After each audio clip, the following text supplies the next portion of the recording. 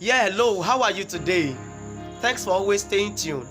Today I want to share with you from Jonah chapter 1 verse 3 and Acts chapter 9 verse 36. In Jonah chapter 1 verse 3, we see the record of how Jonah intended running from God's presence to Joppa. The Bible says Jonah went down to Joppa, going to board a ship for Tarshish. Now, Jonah in his ignorance thinks God is limited to space. He intends running from God's presence to go hide at another location. But that's not the case for today. The Bible says God wanted to send Jonah to Nineveh, but in his ignorance, he ran away from God's presence in his mind to go down to Joppa.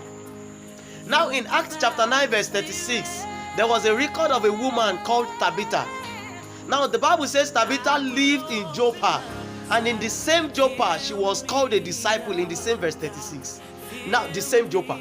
Now I want to charge you today that the fact that we live in a sinful world, the fact that sin is as cheap as anything you could imagine, does not mean we can still not stand for Christ even in this world.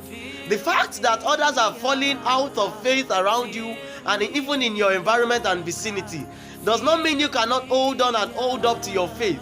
The same Joppa that was serving as a route to hell for Jonah was the same Joppa that Dorcas lived, and she was called a disciple.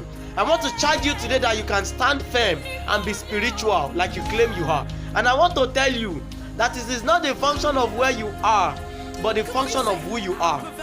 It is not the function of who has been there and failed. It is the function of who is sending you there now. The fact that others have started a business and they failed at it does not mean when God is laying it in your heart to start His will, that you will fail.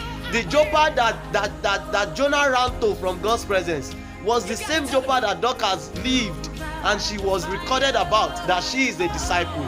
I want you to know that once God is laying a thing in your heart to do, build up courage, build up strength and capacity in the strength of the Lord, and start it there.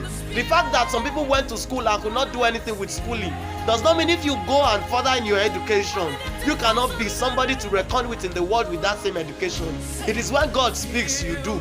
I want to charge you today that you can be spiritual. You can hold up and hold on to your faith even in this terrible world. I pray that the grace that we need to stand firm for Christ, even at the face of tribulations and trials, the Lord will give to us. Thanks for always watching and listening. I pray the Lord bless you.